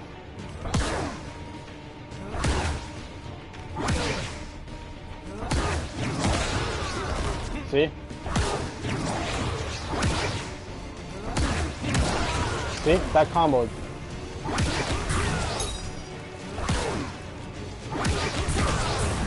See? That comboed as well.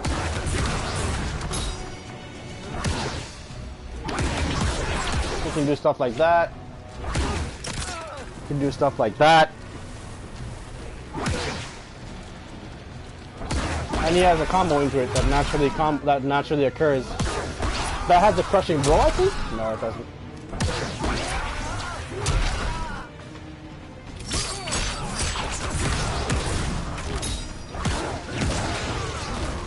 Wait, so different skins give different moves?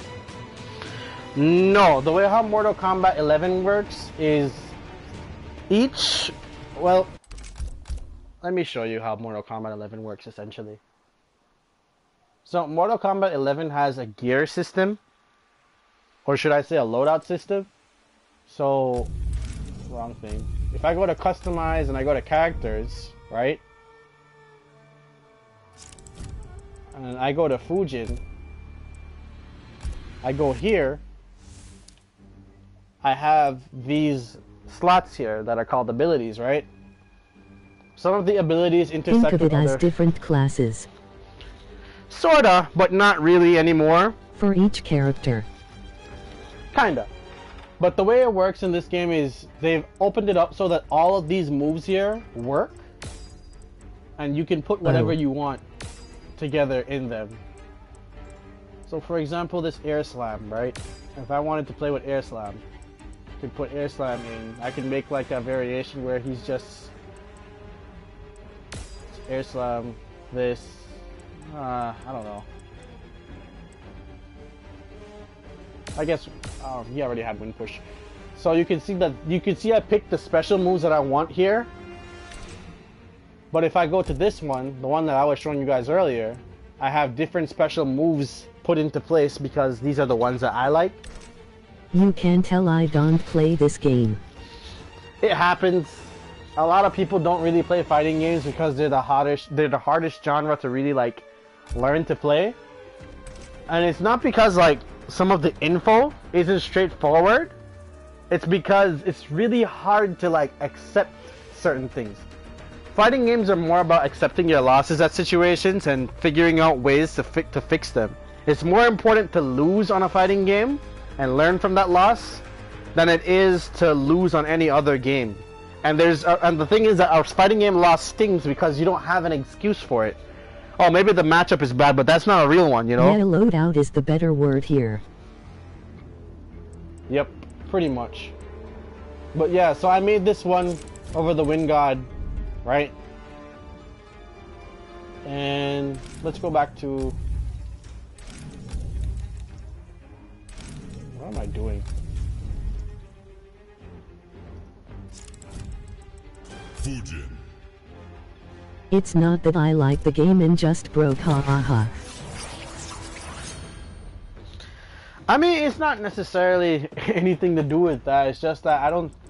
Have you ever, like, I don't know, I've never asked you this, but have you ever played any fighting game at like a competent level? Like, have you played any fighting game like at, like, you know, a higher level or a level where you've considered learning from your mistakes?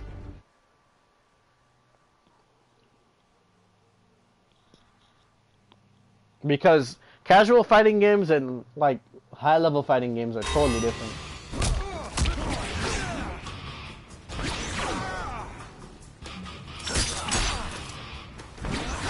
See, so I have this special now, which I don't know how to combo into. Nope, there isn't any good one on mobile. There's footsies.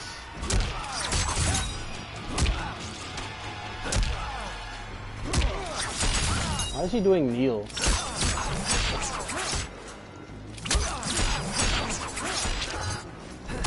There's a couple of good ones on mobile. Some of them are a little shoddy though. But the main one that you'd probably want to play if you're on Android is footsies.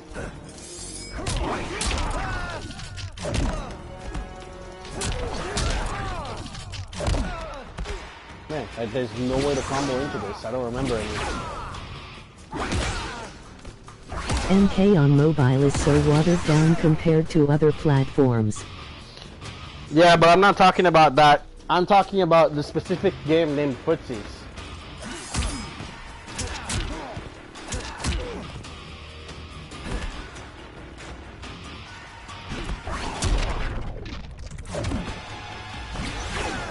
How does this work? How do people get this to combo?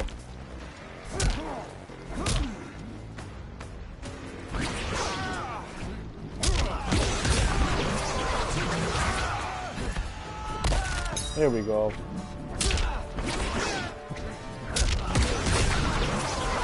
Can you spell it? F-O-O-T-I-E-S.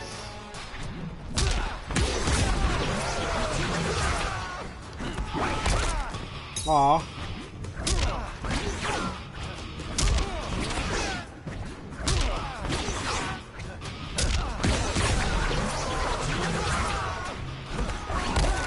Aw. Did they take that out?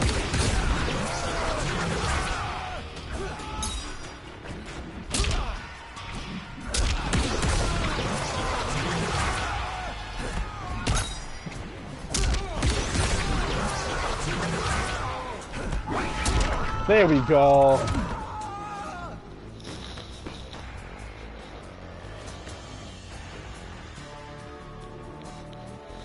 There we go.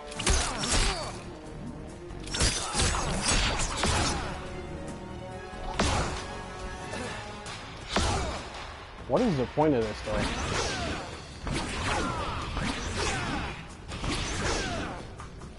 This probably won't hold my attention for 10 minutes, but I'll try it.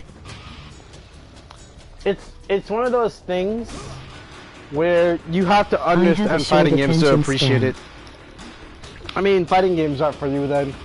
You gotta be like really focused to play this genre.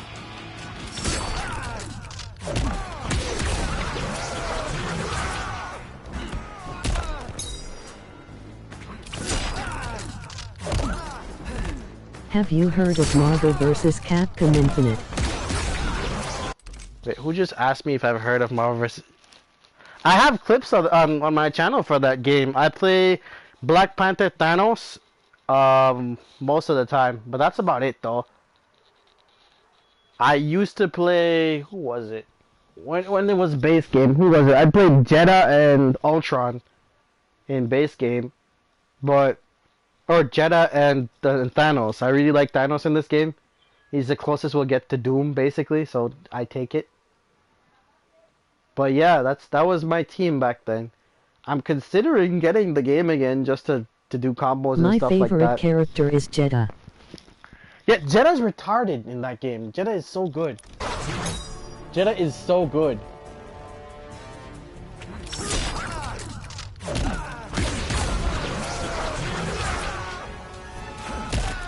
Yeah, there's only one way to combo from that.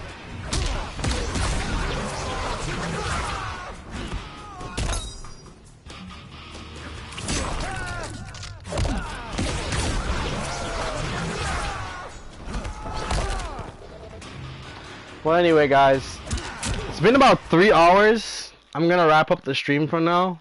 Thank you guys for coming by and checking things out and, you know, helping me transition into 2021. I appreciate the love and everything that you guys have been showing me, and I'll try to get one more stream in for the week.